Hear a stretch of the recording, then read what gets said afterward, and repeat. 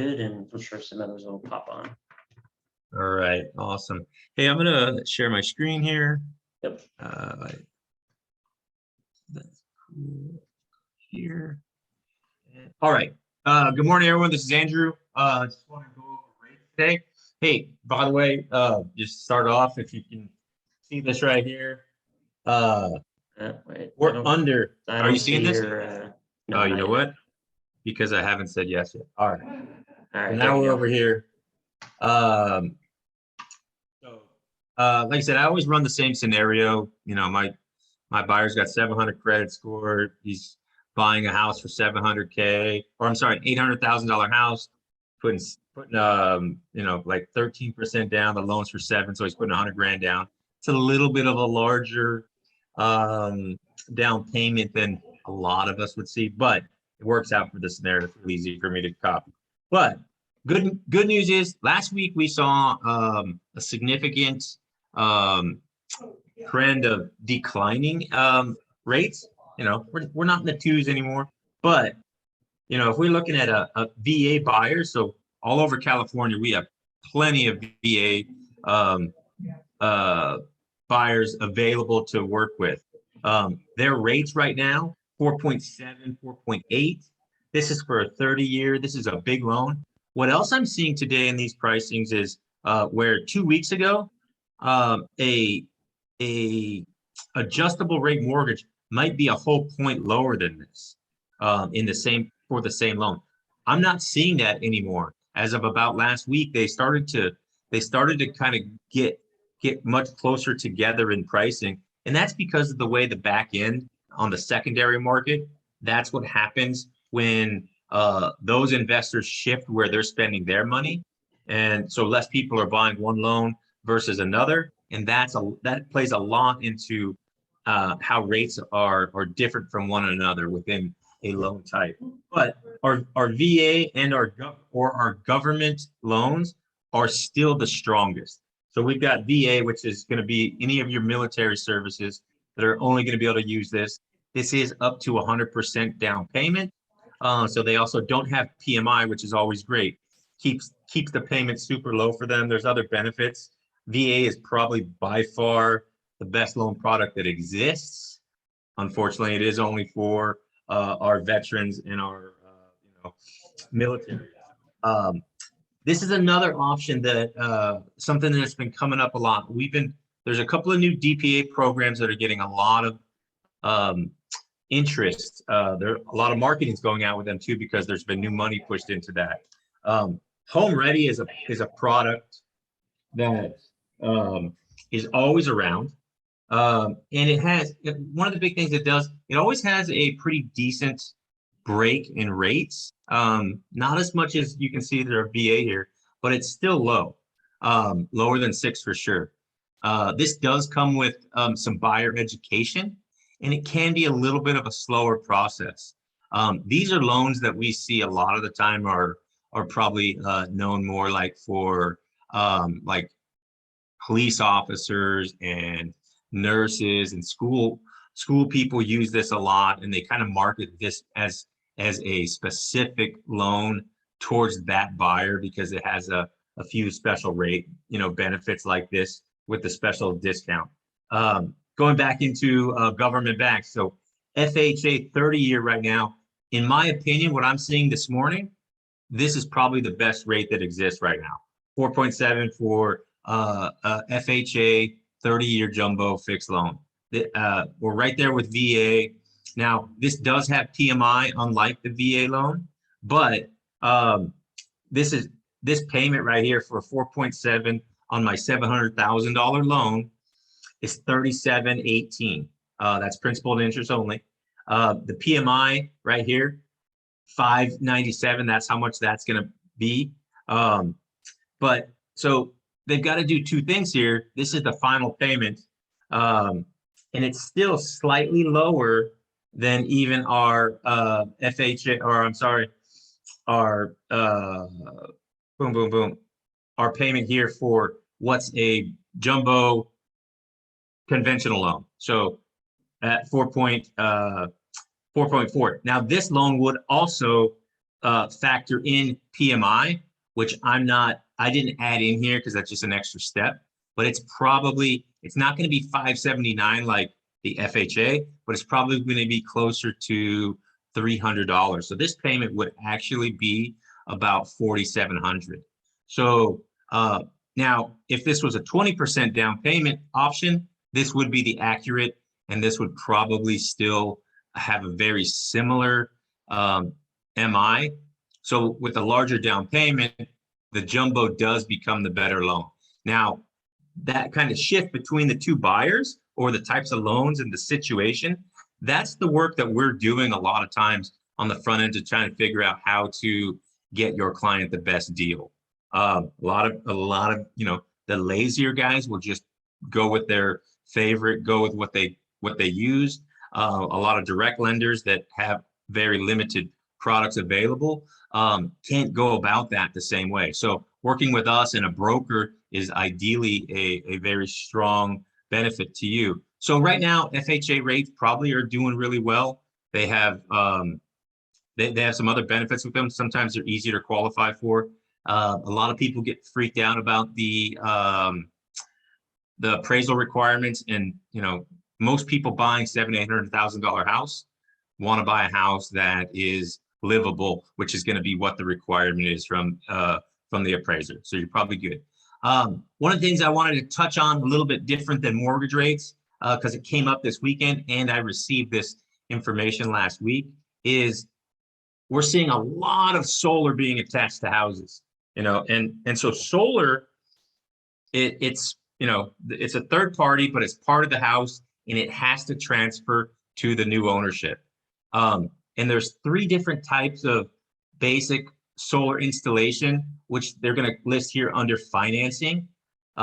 So does the owner or the seller of the house, do they own or pay the installation outright? So in this scenario, number 1, they've added solar to the house.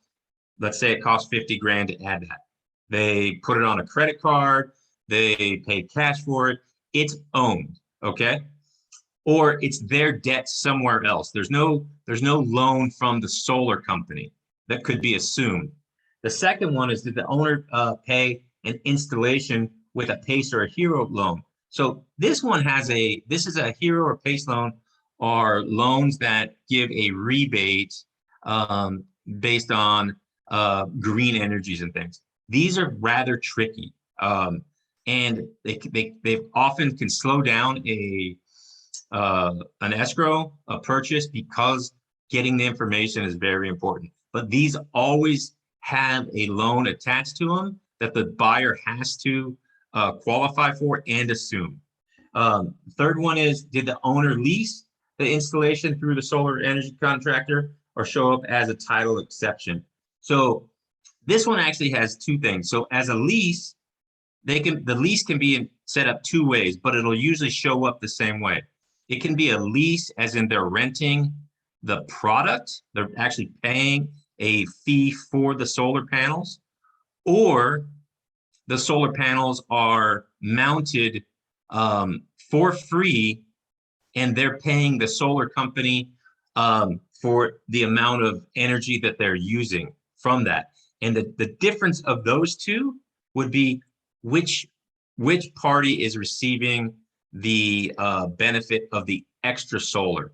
So if this is a free lease to where the owner is only paying for the energy they use, any excess energy produced would be rebated back to the solar supplier, that solar company. If it's a lease product, then the owner of the home would receive that benefit and get a credit from the energy supplier at the end of the year. But all these things come up and they're very important. They show up in title. They usually show up on the appraisal, and they always have to be cleared with the lender if there's going to be a loan for the purchase. So as you see, the moment you see a solar panel on a roof that your buyers are interested in, just realize that there's extra work involved and it could delay a speedy closing, because you've now got to get that third party company involved in your transaction, and no one really has control over how fast they work.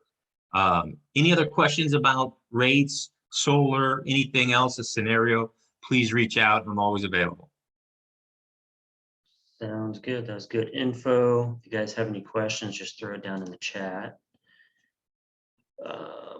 Let's see here. I'm going to share my screen now. All right. Okay. Hopefully everybody can see that. So we are right about mid-year. So I thought it'd be we usually go over some marketing stuff or some lead gen or different things like that. Today I thought I'd go over some unconventional sources for generating leads, or just basically connecting with interested buyers and sellers. Some of these are good for listing leads. That is probably the number one request from agents is, I want to get more listing leads. There's a lot of different ways to generate leads. Obviously you can do Facebook ads and Google pay-per-clicks and things like that. That'll produce listing leads, obviously, and buyer leads. If you don't have that kind of budget, you're looking at usually spending a minimum of $300 a month to generate, probably about one active prospect from those types of methods. I went over these numbers previously on a earlier webinar, and those are just the numbers. It's going to cost, on average, $300 to $600 probably per active listing lead that you get where you are going on an appointment.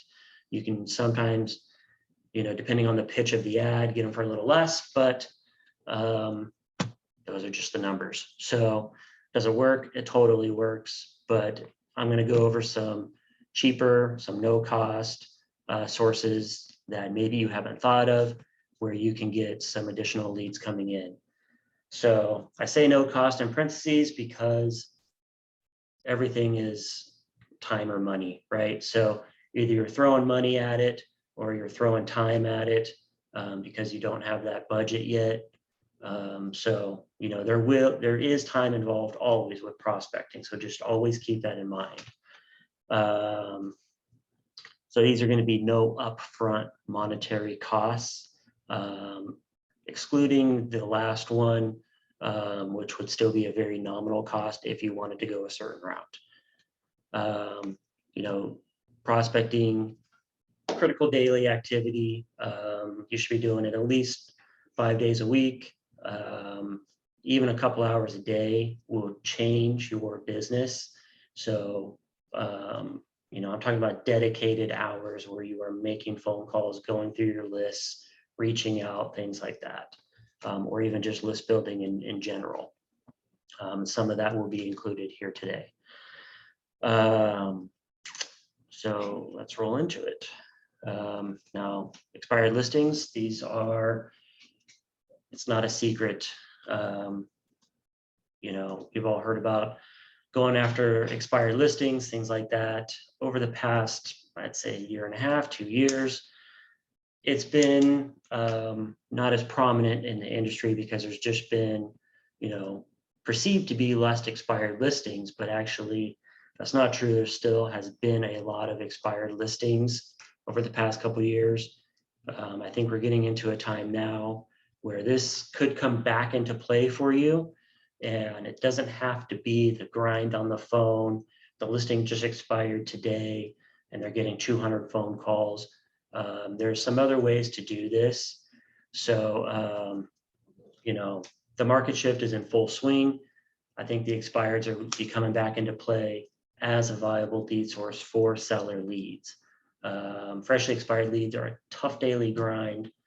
And they require a lot of persistence, a lot of finesse on the phone, because these people on the other line, they're getting a lot of phone calls from a lot of realtors, from the ones that just expired that day or maybe a day or two old, expired. So they can be a grind and they can lead to burnout in the business pretty quick if you are exclusively focused on doing this type of lead generation.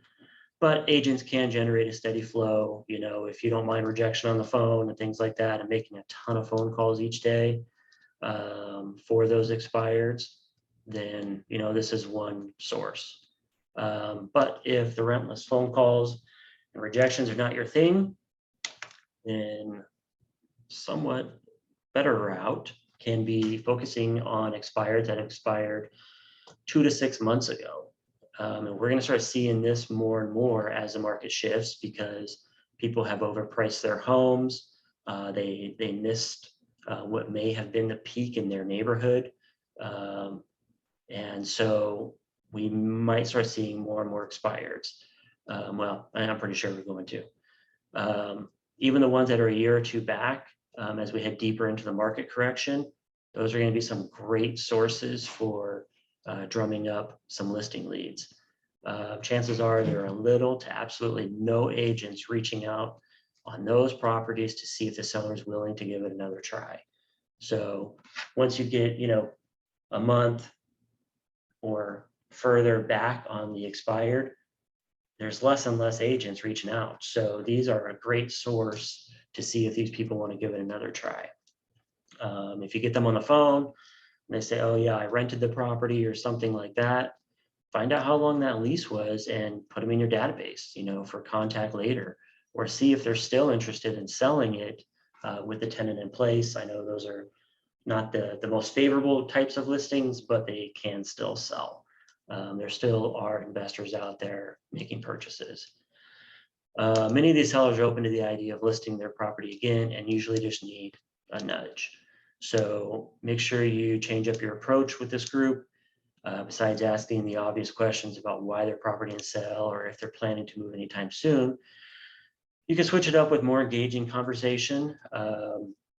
You know, I would offer other options that may include putting their debt equity to work by acquiring an investment property or using those funds for major home improvements. You know, if you're a licensed loan officer, it's a good lead in. You know, if you're kind of working both ends of the spectrum there. So, you know, maybe they don't want to sell that. Maybe they still do have a lot of good equity.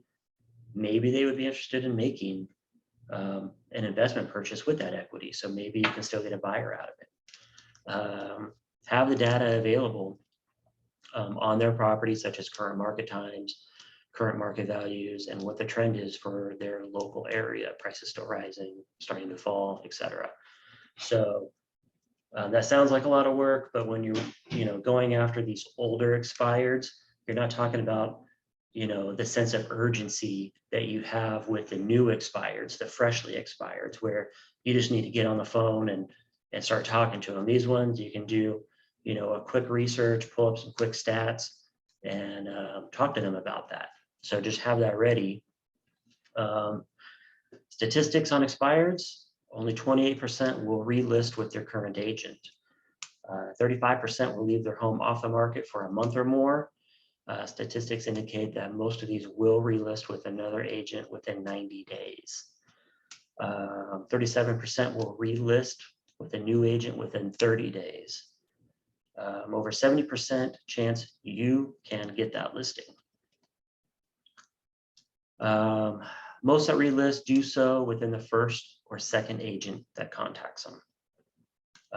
And according to Redex, 1.49 million homes expired in 2021. So that's nationwide. So you can see there was still a lot of expired listings out there. Little over 500,000 homes expired just in the first quarter of 2022. And again, this is nationwide. Historically, July is the second biggest month for expired listings. So we're heading into July. So let's, think about this if you're looking to add this into your prospecting. The other is January. That's when, a lot of people expire the listing at the end of the year. So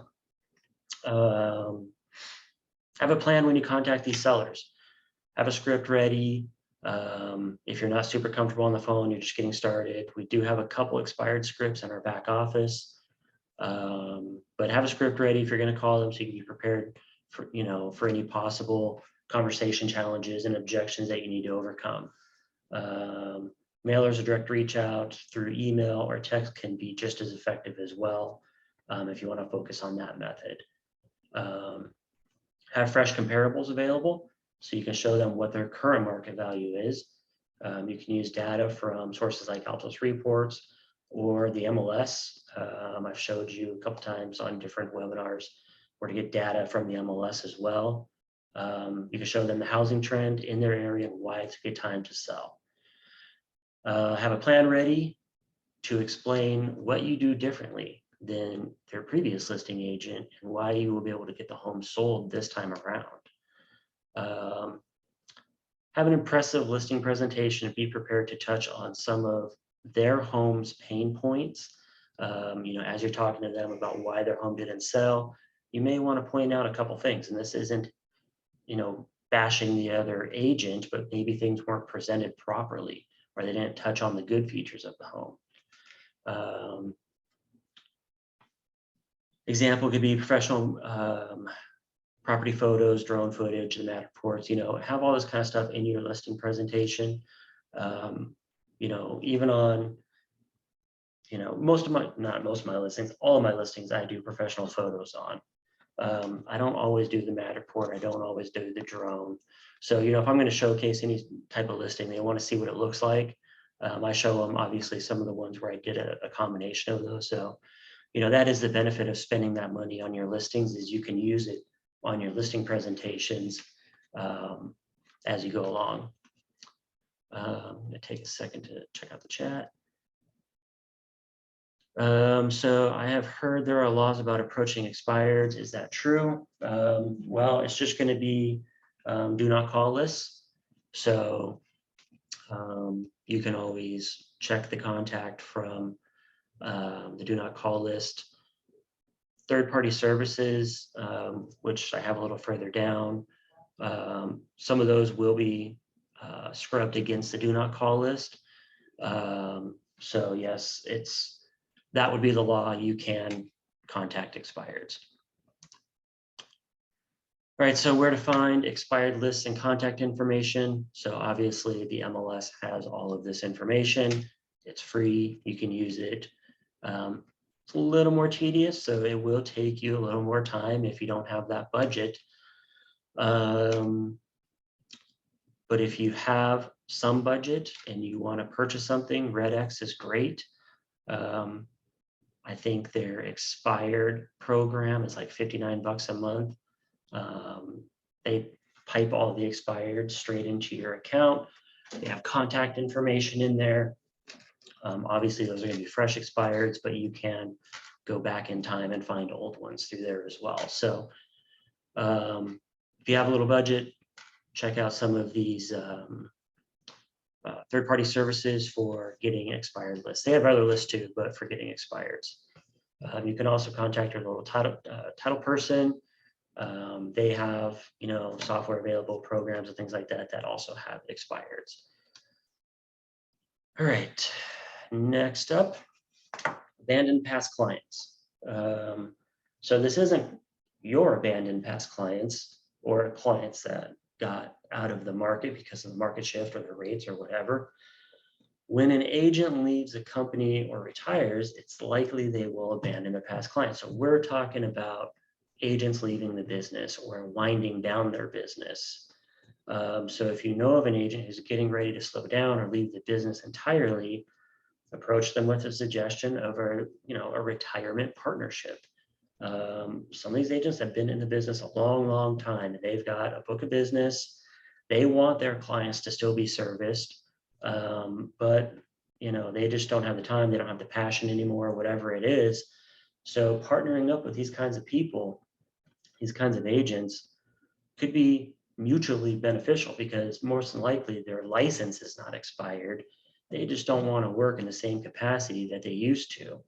So if you're attending MLS events or caravans or things like that, and you're striking up conversations with realtors and they've been in the business a long time, this is a good topic to bring up to them. Don't mention retirement to them. They don't necessarily want to hear that.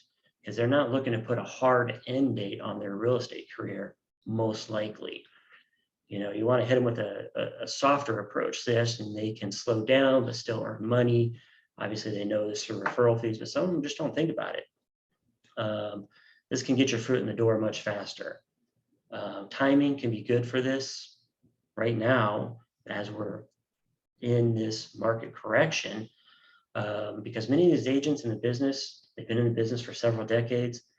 They may be thinking that they don't want to endure another market correction cycle.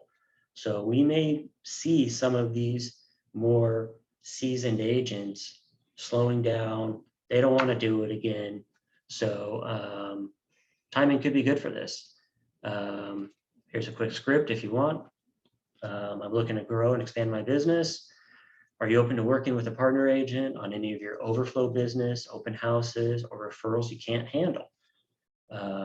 I'd love to be your go-to person. We can work on a commission structure for both of us and make your life easier.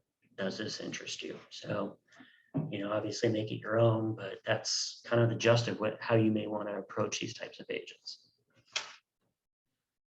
All right, out of state or area agents. Now, I think that this is pretty prime right now because there's a lot of migration back and forth. Obviously in California, we have more leaving than entering. So how do you capitalize on that to get listings?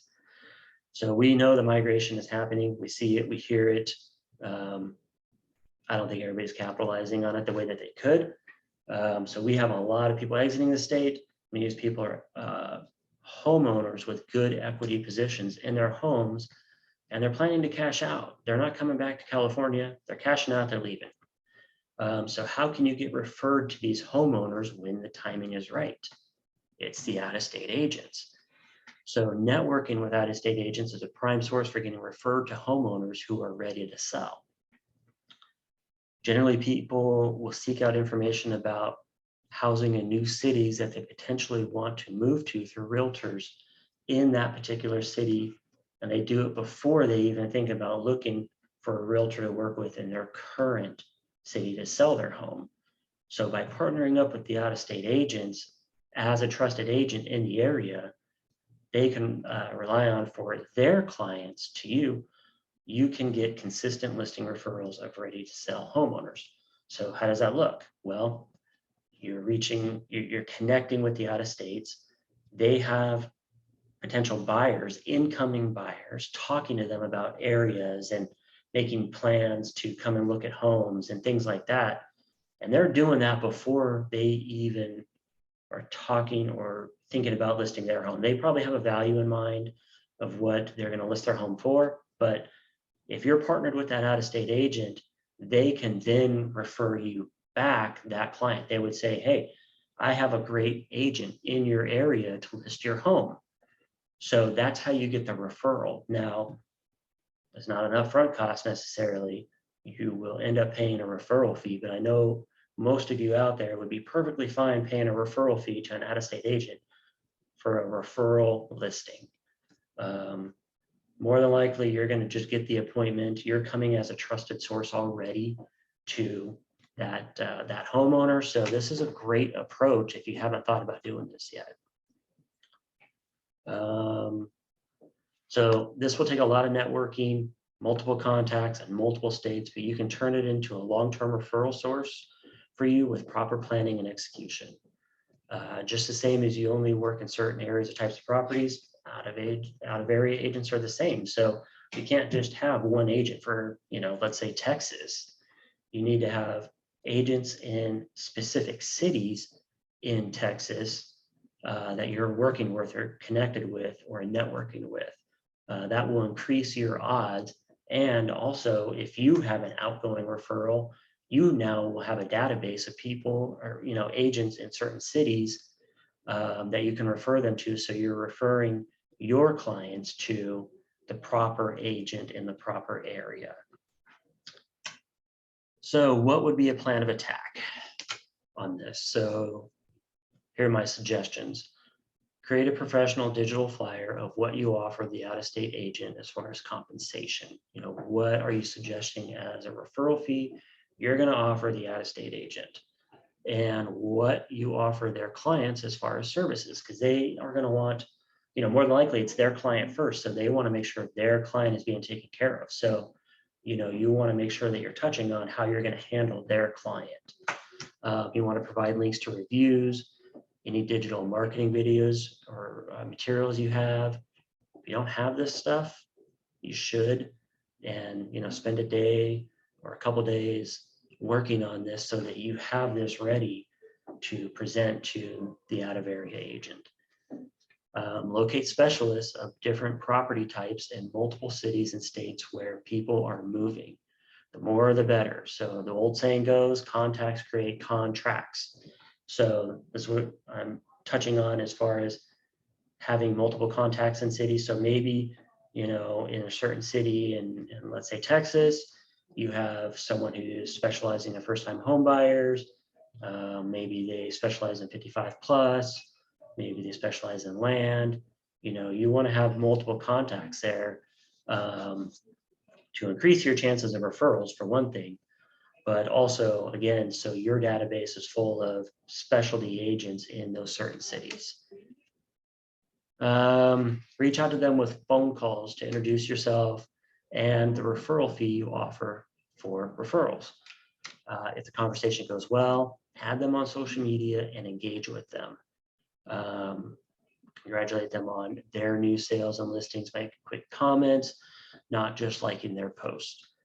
If you're friends with local real estate agents who are looking for referrals to out-of-state agents, tag them, tag your out-of-state referral source in that post to show them that you care about their success as well.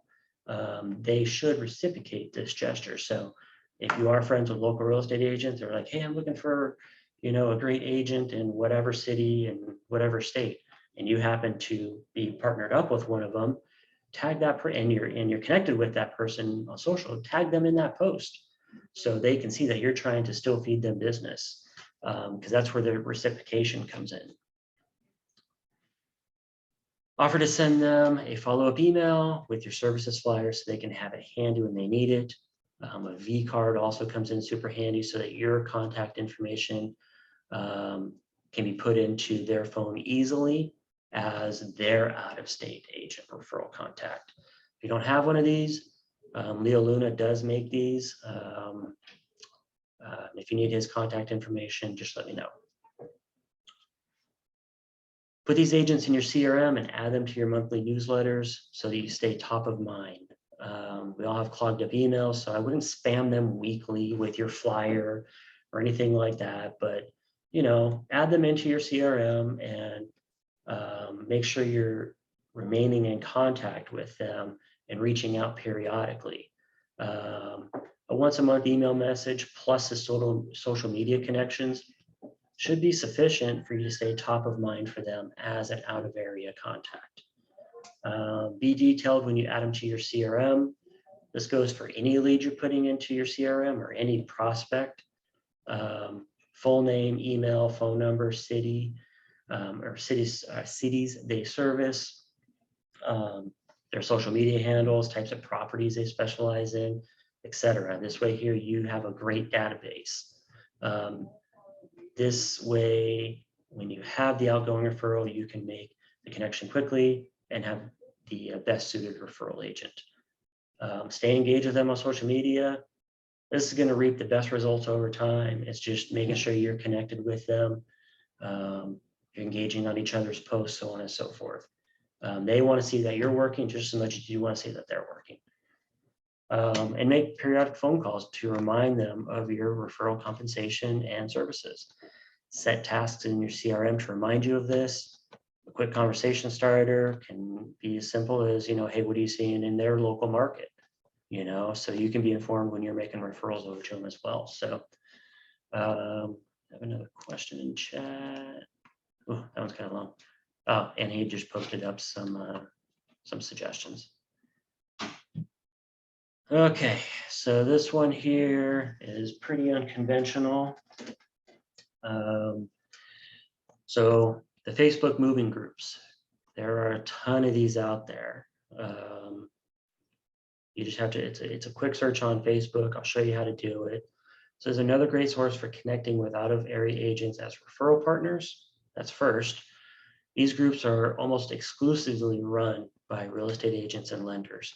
So if you see a, moving to group, like moving to certain area of Texas or whatever, most likely that is a real estate agent or a lender or both running that group, and that's where they're getting their leads.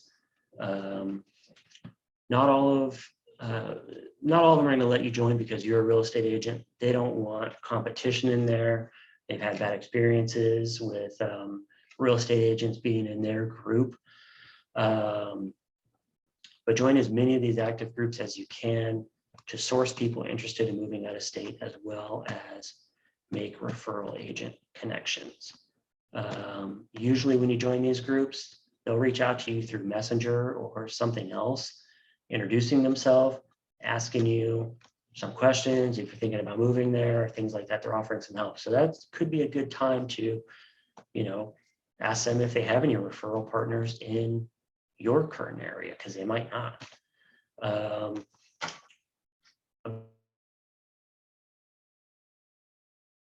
Yeah. I'm back. Not sure if everybody's still on here. Yep, still have most. Okay, sorry. I guess the internet dropped. Hopefully everybody can hear me. Sorry about that. Let me go back to the screen share here.